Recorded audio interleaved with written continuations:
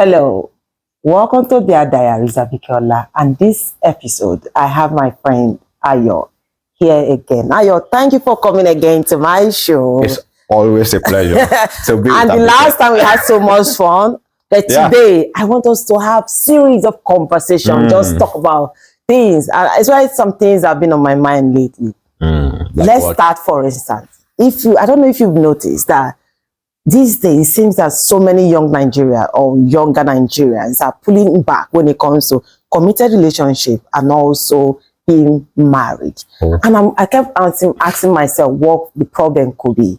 And I was having a conversation with someone that said to me that it could also be economic problem and the problem we have about, which of course, which also translates to what is happening in our culture, where you have to pay all kinds of traditional rights for you to get married. And I think that so many young men are afraid of that. So before you talk about this, are you married, Ayo? And if you are married, congratulations. But if you are not married, Ayo, I would like to know why you are still single, or are you searching? Oh my God, this is becoming serious right now. So the question is always a kind of question that people seem to see as sensitive and private. A lot of people shy and run away from that question. And I don't know why. So you should be proud of your marital status, right?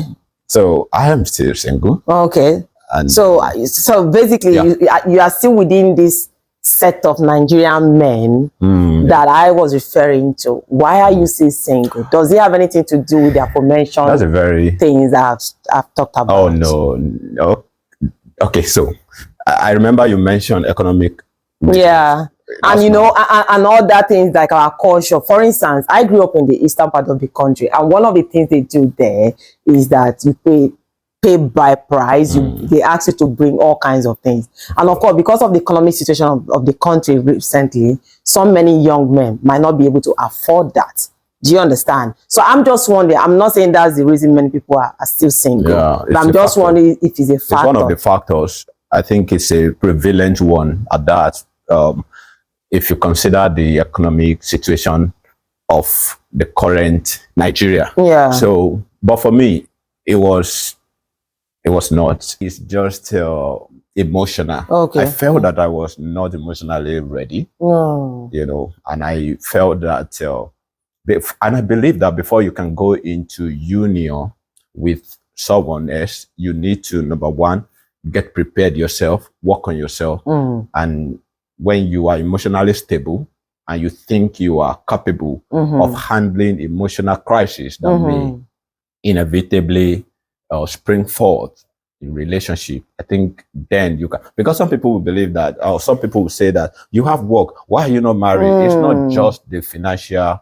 I agree with you, because marriage, in my opinion, is about two whole people coming together. So if one is still battling with, for instance, past trauma, or even not just emotionally ready for whatever reason they've been through or they've experienced in their life, I think it's also within their right, because you wouldn't want to get married and also get divorced just because emotionally you are not well equipped. So now that you talk about, what did you just say now? Now that you talk about being whole, trauma. Then I suddenly realized that there's a difference between emotional and mentally. I think mine was mentally. Yes, I felt that I was not ready. If I had brought another individual, human person into my life, we would have dated ourselves. Do you also think that one of the reasons you, for instance, that you're also not married, apart from what you just mentioned, is because you are looking for someone to connect with intellectually? You understand? Because there is a place for intellectual connection too. So because oftentimes people that I see that are writers or intellectuals, they tend to like, it's not just about love for them. They want somebody that they can, or someone that can hold a conversation, meaningful conversation in the relationship. Do you think that is also part of the factor that you are experiencing? Or just the thing is, basically, as a young man, and so it is for opposite gender, everybody, you look for some of these things, and definitely you can't get everything in one woman, of course, except you want to go polygamy.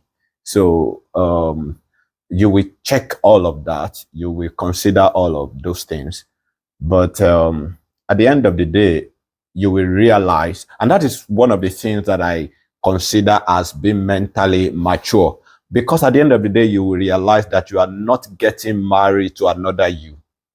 So you actually you're getting married to I like you. that. So you are not getting married to another you, because whoever you are going to get involved we have with our flaws, and weaknesses, and strengths. And also you both will come from different background. Your mother did not raise me. My mother did not raise you. So the way I think, the way I see the world, I will probably see the world through the lenses of my mother. You see the world through the lenses of her upbringing too. So when both now come together, it's very, very important that they understand this. And if you are not emotionally prepared and ready, and be self-aware, and mentally ready, mentally ready, that's two different things, right? Emotionally ready and mentally, of course. And if you now put emotional intelligence into the mix, you need all of these ingredients to say, okay, emotionally, mentally, spiritually, whatever. That mentally is very key. I am very ready to be with another human being, because marriage is not my. Yeah, I've heard a lot of marital or marriage experts or counselors saying that you want to go into marriage, you have not read any book on marriage. Do you understand? It's so alarming. It's fearful. You don't even know what you are going into. And I'm not saying that everything is captured in book. There are things that will happen to you physically that you will get to know when you are in it. But at least books will do a lot, will get you ready. For instance, when I read this guy's book, What I Wish I Had Known Before I Got Married, if you read that book, you will know that you don't know anything about marriage yet. And that's why a lot of people go into marriage doing trial and error. So it's better if you get equipped mentally before you go into it. I don't know if I quite agree, and this is just my opinion, because my own way of saying things are just. You think reading is not? I don't. No. That's not the point. The point is, there is always. I think the best way for me, because I didn't read any marital book before I got married, and I think I'm doing pretty well. You didn't attend any. In fact, I didn't even go. In church there is this thing that we do for like marriage course or what. I have never been to any marriage course, and I think I'm doing pretty well. But I agree with your first point about being mentally, emotional ready. That okay, I'm making this decision to say yes to this individual, and you have what's my deal breaker? Do you understand? What is it that this individual will do to me that will make me say I'm done? And I have that at the back of my mind. And every other thing, I can stay with you as long as you do not cross this boundary. Do you understand? Yeah. So I didn't, and because I was aware of what I wanted, who I was, what I wanted to achieve, I was good with that. So I don't believe any book in this world can prepare you for what marriage is all about. Do you understand? I do believe it. That's why I said my own interpretation of people. I don't believe, because each experience, your experience will be different from my experience. The scenario, the setting, everything. So the when mood you're of reading the books on marriage, it's not you're not reading for your partner. You are reading for yourself. How should you manage crises? How should you do this? Getting to know women. Getting to know certain things about them, their, weaknesses, their strength, how to. No, I'm not against it. I'm only saying I don't believe before you get married, you must read the marriage. It doesn't have to be book. It might be videos. It might be attending seminars. What about paying attention in your local, in your community? Pay attention, because true observation is another form of education. Of course. So what if I not pay good at that? Why not? So if I could pay attention, I paid attention to my parents' marriage. I knew what was wrong in their mind, and I made up my mind from day one. It will never be me. Yeah. And when I agree. When I met my husband, I already told him this is the issue my parents had, and I'm not going to be my mother. In that regard, and we knew that from day one, and he knew that boundary I was drawn from in the sand.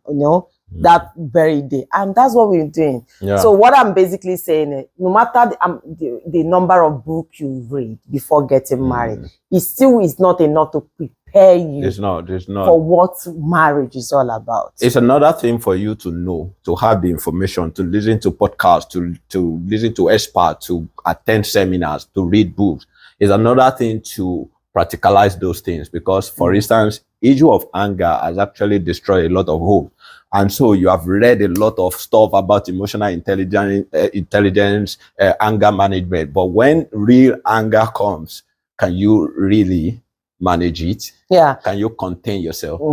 Because so there are two different things. Exactly. You can have a encyclopedia of information on something in you, but when that thing comes, you fail. Hopefully, because when I got married, the first 1 year, people will say you will fight, but because we during our courtship, we had so many conversations. I already knew. Again, I observe a lot. I got married at 32, 33, right? So I already knew that, okay, this is what I want, this is what I want. And I knew that this is what I've noticed that are ruining marriages. This is what I've noticed that destroys some me. This is what I've noticed in other people's marriage that is making it work. I want this. So I already know the things I want.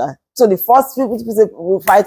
Yes, we did have all kinds of disagreement, because at the time I realized quickly that what I was fighting for, or at that point, don't forget, before I got married, I was living by myself. I was used to just having my space, to now having this individual going to the toilet and probably not flushing it just the way I want it to be flushed, or just drama, do you understand? Or just eating and dropping his plates, not washing them. And I was just not comfortable with all of that. So there was this not just bit of connection. There was this torso when it comes to power torso of I'm right, you are right. So, but we quickly realized that when it comes to marriage, it's not about who is right or wrong. It's about what do we do to fix the problem? How do we forge ahead? How do we ensure that this stranger that is coming to destroy this fabric of our relationship is being plucked away? So, and we quickly figured that, and we started relating and communicating our emotions. But I still want to go back just a little. We're not going there. Yeah. I just want to emphasize something. Are you sure your husband did not read too? No, he did not. Oh, really? He did not. He did not too. I'm not saying, please, guy. I'm not saying reading is not good. I'm only saying you don't have to read. Yeah, it's not one of the criteria for you to get married. And we have actually also said that it doesn't have to be reading. Yeah, you might be listening to podcasts, exactly. Listening to experts. You might even be listening to people who have been married for over 30, 40 years. They can share their knowledge with you. And these books and podcasts we are even reading and listening to, they are information, knowledge of people who have succeeded in it, who have, passed through the path, and they feel that let's let people know that this is what marriage looks like. Yeah, because that is it about that. Yeah, do you understand? So marriage is so complex that no book can capture everything. I'm going to wait and enjoy my husband for a year before I even start thinking of pregnancy. But when you enter the marriage is another different. It's like a wrap-up box that you have no idea what you will meet inside until you start unraveling the old gifts. Okay, what do we have here? Oh, Jesus.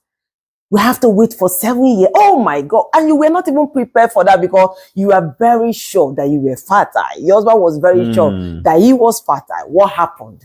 Because that was not part of the bargain, but you saw it in your wrap.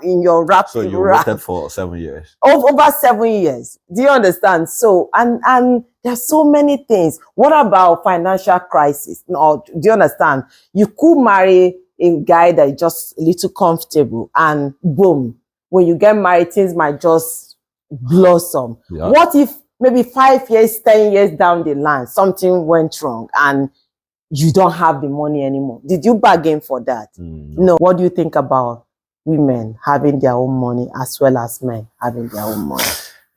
Well, a lot of stuff have changed. So gone are those days when, so let me just be direct. There's nothing wrong about that. So gone are those days when women have to be full housewife.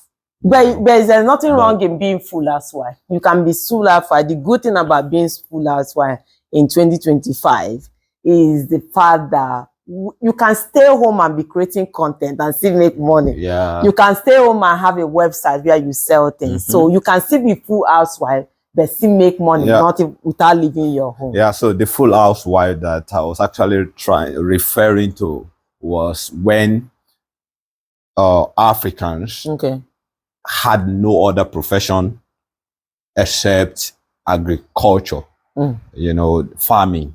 So knowing that women are weak biologically, we are not weak. So let me quickly say that women are not weak.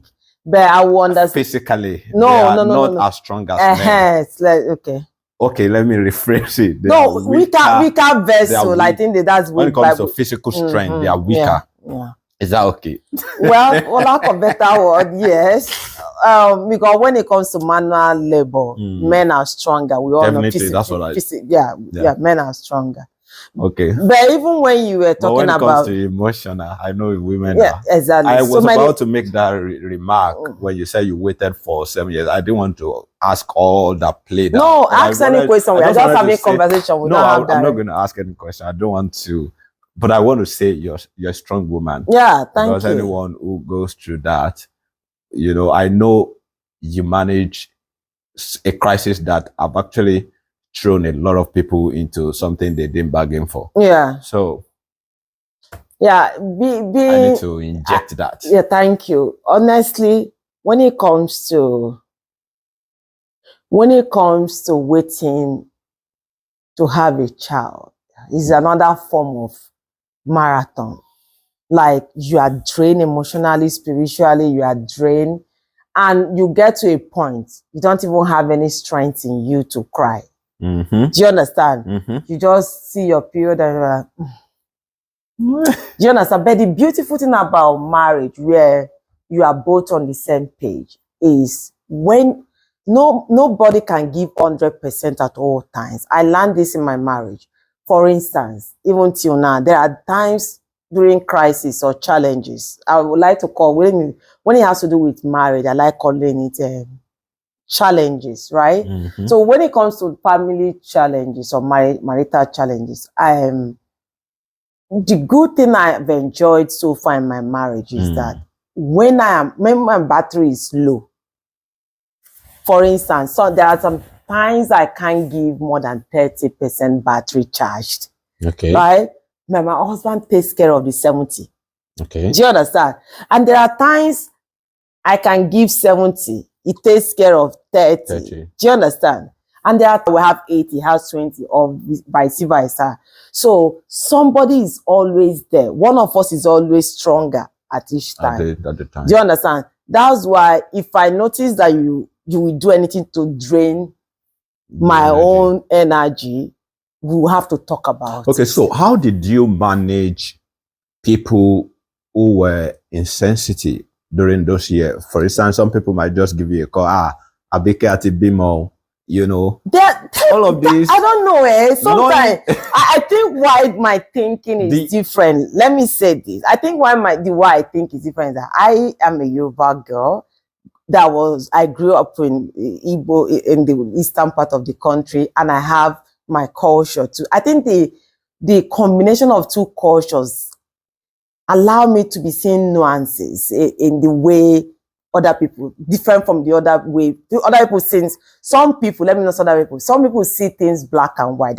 For me, there is a gray area. Do you understand? I have never felt, why will he call me? In fact, some people will call me at the time. I remember, I will never forget, there was an individual that called me. The wife had given birth to the third child, and he called us and was asking us for money to pay for the CS. Can you imagine? Yeah.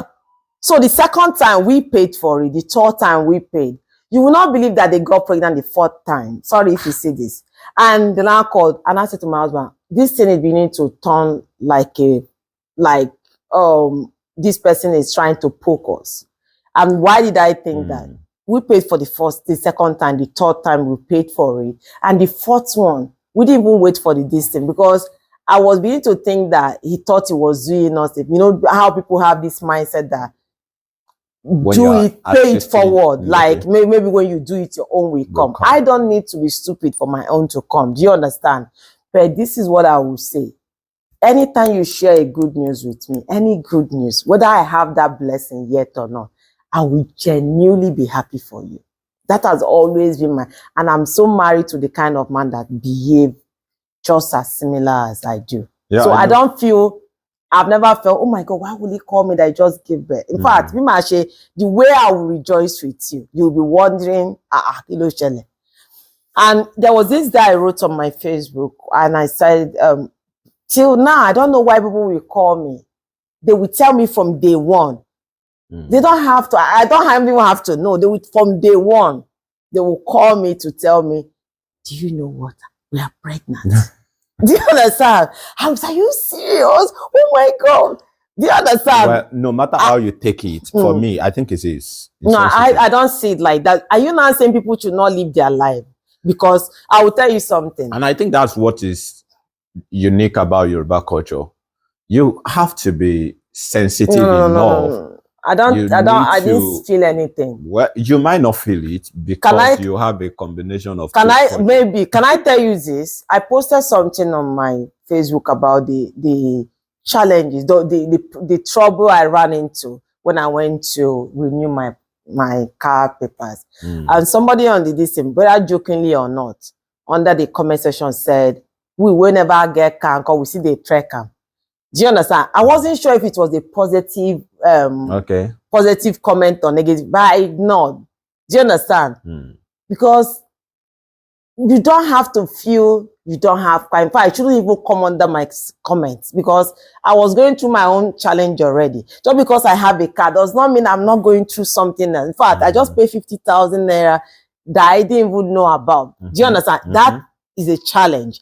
So you don't have to bring the fact that you do not have a car under the comments, under the post where I was complaining about my ordeal. Do you understand what I'm saying? So I can see where you are coming from, that some people might think. I remember when we were in school, if someone is complaining, or if maybe any of our colleagues was complaining that my results is so bad and all of that, I failed a course and all of that, and you have a good result, except the person asks you, even if your intention was to share it with the person in the first place, you just have to keep quiet at that moment.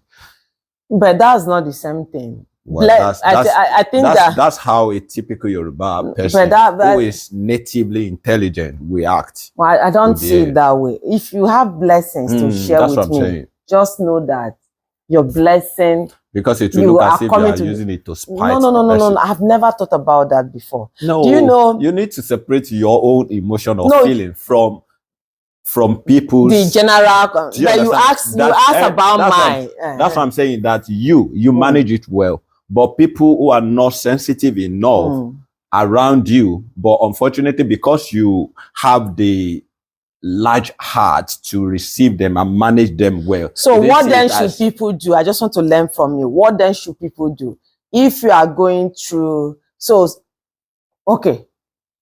now, if you're dealing with someone who is looking for the fruit of the womb and is more than 2, 3, 4, 5 years, you need to tread carefully. Let me ask you a question. My husband just lost his sweet mother.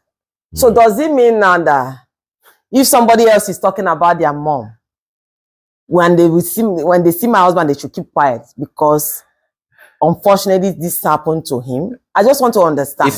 I wanted to say there are two different things, but it's related. But let me tell you, a woman in my office, in fact, she's my boss. We were talking about her mom, and the first thing she said was, "Do you still have your mom?" I said, yes. Why did you ask? He said, because I need to be careful the way I talk about my own mom. So it is just like that. It is just like that. So being sensitive is not you walking on eggshell. It is just that you don't want to evoke unnecessary emotion in people who cannot undo it. I understand sickness. What I mean by that, if someone is sick, I don't even know. I don't know. There are some things you don't have control over. If your kid just because something is wrong, just because something is wrong with me, does not mean every other person should shut down. They will not shut down, but they will be gentle. They will be careful, and you have to have native intelligence to be able to do this. Okay, you remember this thing I talked about with you, Diary of the Exes. Okay, the new yeah, you are right. No, the Diary of the Exes about the segment and my this thing. Okay. Where I told we talked about I talked about it, and I said, why do there are so many relationships that didn't just work out, and some of the things that happen when you look back. Because sometimes, have you ever dated somebody and you say to yourself, oh my God, when you see them years back and you feel like, did I date this individual? You know, because you outgrow them, or maybe because you retrieve back, you know, when you retrieve your energy from someone, they look ordinary. For instance, somebody you've been with before, you see them as high and mighty. You see them, oh my God, he's so cute, he's so hot, he's so clinical. Because you have your emotion, your energy wrapped around them. Yeah. I feel that the moment you retrieve your energy, your emotion back, they become like every other guy. Difficult to do sometimes. It depends. Yeah, of course it could be, but when you are able to fully retrieve your emotion and energy, when you look at them, they look ordinary. They just look like the guy next door. Nothing special about them again. Yeah. So, and I wanted to hear from people about their experiences with their exes. And we have, so far so good, we have 2 people that have written to us. And I would like us to read and analyze this situation. Please, could you read? Because it's in there. Let's read and see. In OAU, giving out of cake to your lover was one of the forms of expression of love on Valentine's Day. Okay. I was looking forward to this moment because it was my first time of celebrating Valentine as an undergraduate in OAU. Okay. I had saved up some money from the little my parents gave me for upkeep. This was indeed a big deal back then. I made arrangements prior to that day for the cake to be delivered on time. Many students were involved in cake delivery service during this period to make some extra money for themselves. Okay. I already booked for the cake and paid for delivery. The plan was to get the cake delivered an hour before my arrival at her room in Morimi Hall. This was meant to be a surprise, and so all plans were arranged.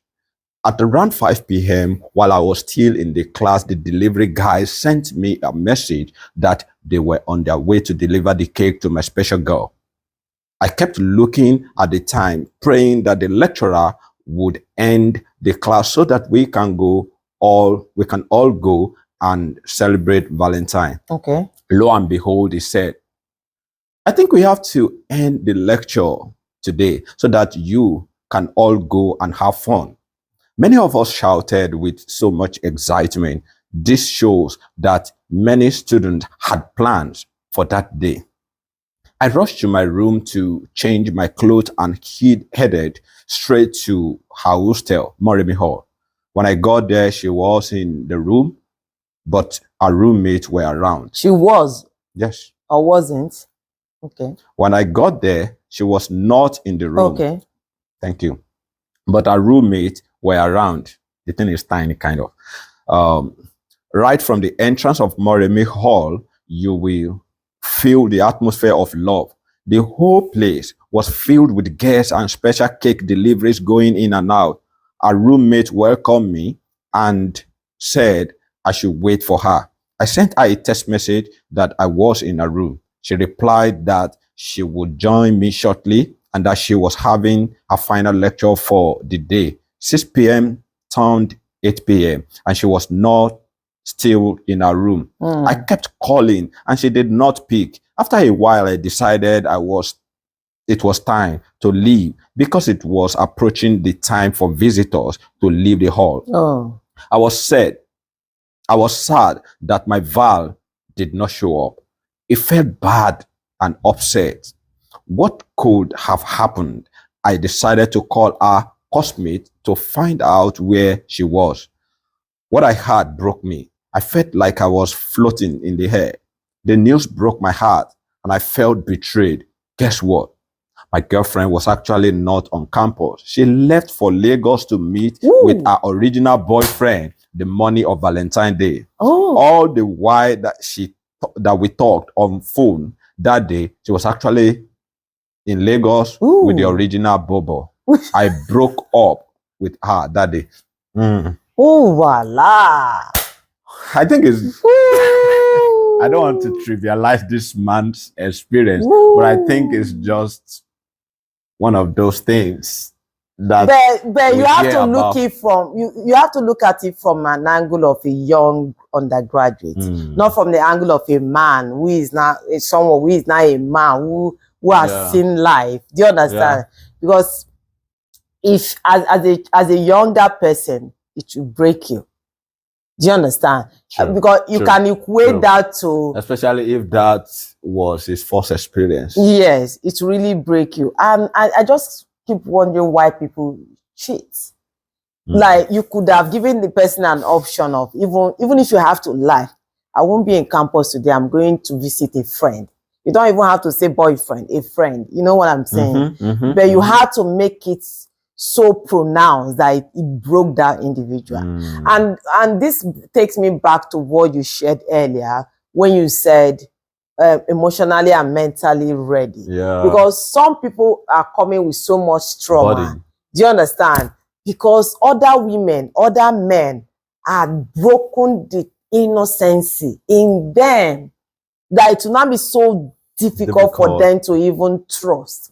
So if you leave that kind of horrible relationship and jump right into another relationship, and this time, no matter how good of a person the next individual is, you will not be able to see it because you are carrying so much hurt, you are carrying so much burden, doubt from a damaged relation, that damaged you in your previous relationship. So I'm so sorry for this young man. But again, I know I hope he has learned his lesson from that. I hope he healed before moving on. But if you as an undergraduate out there, or if you are still a younger person now trying to navigate relationship at your age, I want to tell you that heartbreak is a national is a Nigerian national cake. It's a global issue. Do you understand? So it's also part of, apart from being just a physical global stuff, it's also part of human evolution. It's part of life. It's part of life. Do you understand? It's a natural inclination. If you're not mentally stable, if you're not strong in your decision, each time you say something better, you will leave the one you are having. It's a natural thing.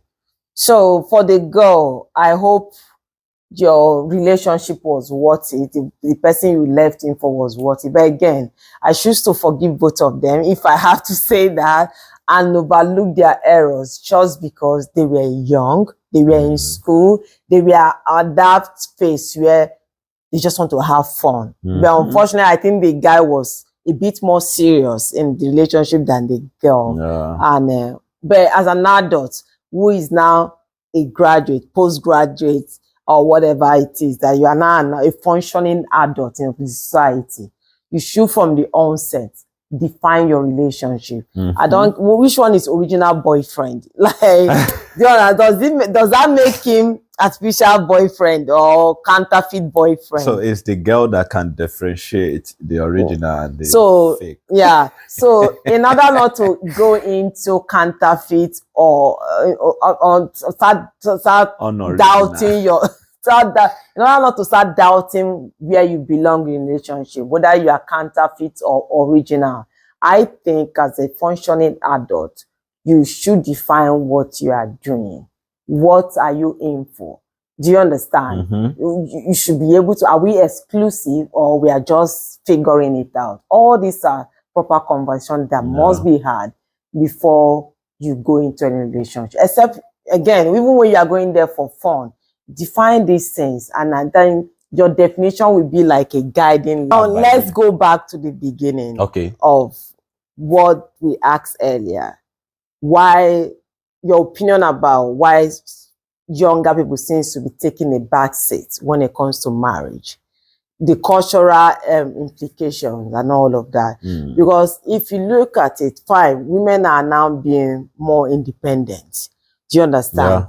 They are, because financial independence is also a beautiful thing that women are having now. Do you understand? But beyond that, do you think, in a way, men are feeling intimidated by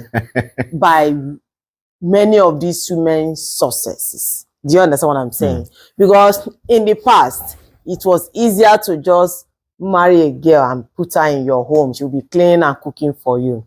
I think in 2025, we rarely see a girl that is not doing something for herself, even if it's prostitution, even though it's not legal. I'm just saying, any girl out there is even, and we thank God for content creation. People are doing something. So getting into marriage as a means of poverty alleviation is not one of the things that many women are looking at now. Even the people that are in there because of that are looking for ways to make themselves well equipped. So going back to my question, do you think that women's successes, the success that many women are having now, could be intimidating to men?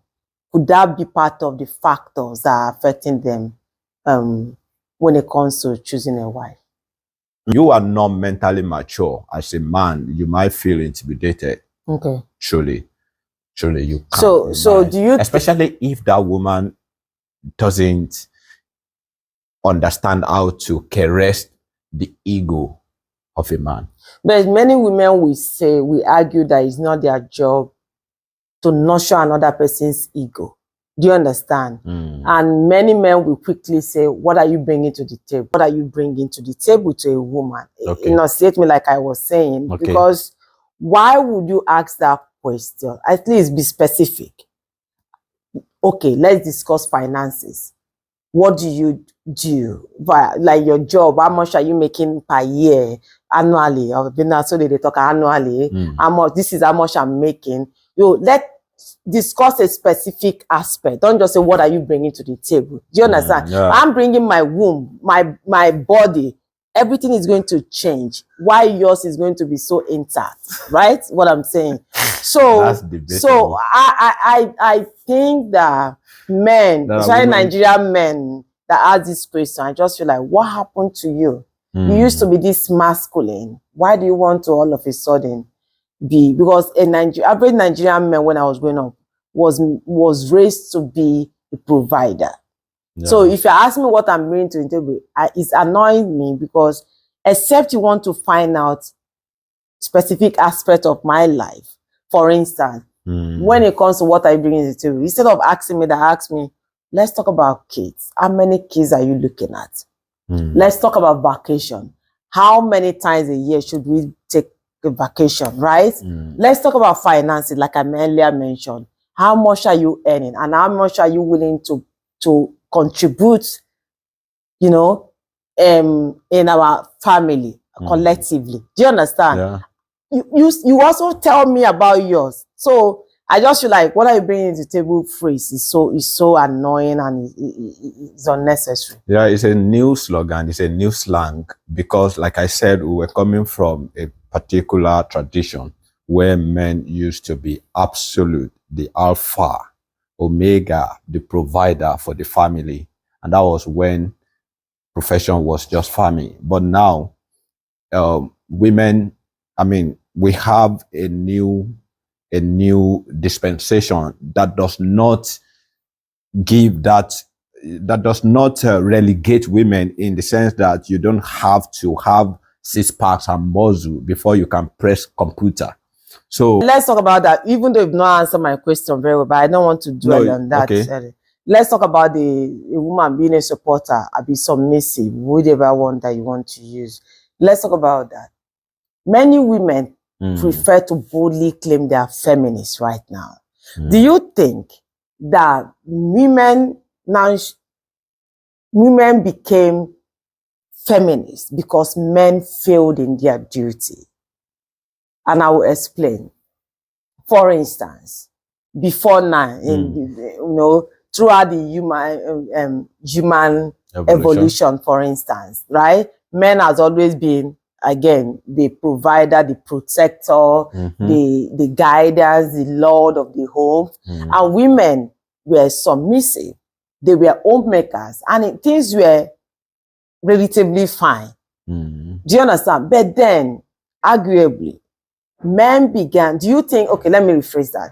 Do you think that men began to overstep their boundary and probably started maltreating those women, not necessarily physically, maybe monetarily, financially, for instance, or now making it, stamping their feet down or stomping their foot down, as the case may be, and saying, this is your job. Where is my food? When you've not done your job properly. Secondly, goes beyond material things, right? Because women began to, I felt like what if women began to be aware, be self-aware, and now say, well, why are you speaking to me in that tone? I haven't done anything wrong. All day you've been to the farm and I've been the one taking care of the home. Your food is warm and I'm sitting here kneeling to serve you, making sure the home is clean. Why are you not acknowledging my role in making sure this family is united and thriving? And men probably, like the masculinity of men, we say, what do you mean? I killed 2 lions today. I killed this. So are you okay? What did you do? What is in washing dishes? What is in taking care of bathing a child? And I think that those disrespectful remarks may have pushed women into saying, I'm done with this. Mode. Enough of this. I'm done with this. Just because I know you think you have all this power over me because I don't have my own money, where I'm raising the children, making the home. So do you think that women chose to become feminine? Because there are several ways. I mean, I think up to 3 or 4 waves of feminism. But the financial, this particular one I'm asking, do you think that women started considering feminism because men failed at holding their ground in a way that benefits women? So if you collect data from as far back as 700 years till now, you will realize that what you said is actually true. And it is human thing. When you give people power, there is a tendency for them to abuse it. And that is why you hear the phrases like abuse of power, abuse of office. It is a natural inclination for man to want to abuse power. So the power that society gives to men naturally, biologically, you don't have to strive for it.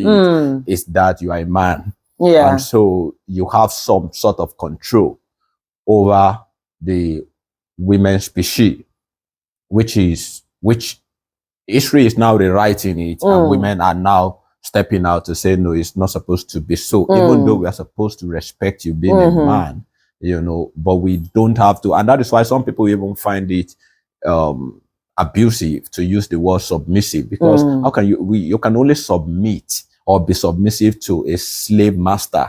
So the word, if you look at it, should be changed actually. So I can almost go ahead. I've not answered the question, right? So the question is, do you think women are now trying to defend their ego too? Because when you say man has ego, women should too. So you don't talk to women because they are not, and that's why some of them are rebelling, kind of.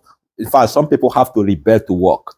Some people, their husband are well-to-do and they are ready to, but they want to work too because you think I am depending on your own money, and that's why you're talking to me like that. So they want to work. And I also think it's easier now because in the past, you need to be physically agile. The agility of a man was so much needed at the time, because you need to till the ground. Except you want to go into wrestling. You need to till the ground. You need to kill the whatever animal you want to for dinner. You need to, you know, all this hunting at the time, right? Yeah. But now you don't need all that. All you need is your intellect. Yeah. Do you understand? So it makes it easier for women to step out of that cultural, economically independent. Because when you are financially independent, half of your problem is solved.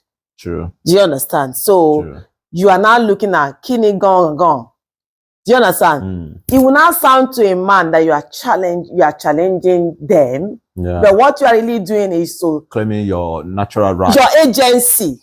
Because as a human being, you have your own agency. What you are basically claiming your agency, because I have the right to make decisions for myself, to think for myself. You can't tell me, go and sweep the ground. Am I your child? You know what I'm saying? Now, lastly, because this is getting so long, I would really have... Lastly, my question is, for instance, the bride price that our culture demands. Do you also think it has something to do with why a typical African man, again, I grew up in the eastern part of the country, do you think it has something to do with why an average Igbo man is so, not just masculine, but he wants to be an authority, if not so authority in his home? Do you understand? So do you think because they could see it as a way, as I paid for you, I paid to have you, I paid in some cases millions to acquire you. In fact, you can even call it acquire, unfortunately, because of our culture. Not because the woman is redundant, but because the culture demands that the man will have to do certain things to have a wife. So, and if a man now acquires a woman or wife, right? You started using acquire. Yeah, because when you are saying come and pay money to her to get married, this is not about woman or man thing, it's about our culture. Do you understand? When you are saying somebody should pay that kind of money to go through the process of having a wife, you're indirectly saying that you're buying. Do you understand? Our culture, I'm talking about our culture and not man and woman stuff. I lost the line of thought now. But do you think that could be the reason why a man will stomp his leg and say, more less 3 million, 10 million plus, and you come and tell me we are equal? Not in this side, especially when a woman is not up to that financial standard of that man. Do you think it is a factor on why they could think that their wife should listen and obey them? It is. So what can we need do? To understand that, you know, we are missing things up and we are messing things up. So I think in our culture, or in most cultures. Okay. So in most cultures, because in some culture, they are very lenient in bride price. So in fact, in some culture, if you pay them, they will return it. My daddy returned my bride price to my husband. And you also know, go ahead. So the issue of culture should be addressed. It is not the fault of the in-law. It is not the fault of the man who wants to marry. But however, I think we need to do a review of culture. For instance, culture even go as far as they probably will say you should bring latest iPhone. Okay, maybe it's not true. I'm not sure, but because they ask for bicycle, they ask for ridiculous. Okay, let me not, because let me respect our culture. Yes, but you get the point. So perhaps even with a laptop, the father-in-law you get. So I think we need to look into the culture, because if you are encouraging young men to get married, the culture in Igbo land is not the parent that set it. That's the point I'm making. Yeah, that's what I'm saying. Yeah, no, it's a kinsman that will set it. I presume. So that's why I'm saying that our culture needs to be looked into, in such that young men are encouraged to marry. Do you understand? Yeah. And the idea of saying, funny enough, so many I don't know if this is part of the factor, but I realize that many Igbo are marrying Yoruba women. Yeah. So it could also be because here in Yoruba land, their bride price are exactly. A parent can just set it and say, oh, ma worry, commercial. In fact, they will encourage you in my culture in Yoruba to bring your old clothes and pack in the bag, that they will ensure they will not open it. But I don't believe they can do that in other cultures. So, and you find out that more Yoruba people are getting married, except when you are super, super rich, before you can marry a woman easily in other culture. And I think we should look into that. Exactly. To make life and easier. To answer your question, yes, it can be a factor, because I can't imagine a young man hustle to make 10 million to go pay bride price. And the Yoruba will say that you bought a horse with your money and you're still bothering yourself with leave the road. So that huge amount that they used to, in quote, procure the bride might be a factor for the guy to always wanting to talk down on the woman and say, I know how much I pay. Don't forget that as they are now running the home again, if you are still expecting this man to be a provider, he will still have to provide. You are still going to carry your children, and at that time you will not be probably working as much as you should, and the man is probably shouldering a lot of those responsibilities, especially when it comes to finances. I'm very sure there are so many young men out there, if they give them the opportunity to vote either to cancel bride price or not, I know that to cancel bride price might actually be on the high side. But I also think I don't think we should cancel it. It should be cancelled. But actually, it should be reasonable enough for everybody who is interested in getting married. Should be able to afford it. So at least to preserve our culture. So thank you so much for joining us in this conversation that we've been having for quite some time now. I don't know how long we've been in here talking. I hope you enjoyed this with us. We just wanted to make sure that we have fun chatting about the things that we have on our mind. And until next time, we see you again. Please don't forget to share, comment, and also like, subscribe, so that you can see our notification each time we post. Thank you for watching.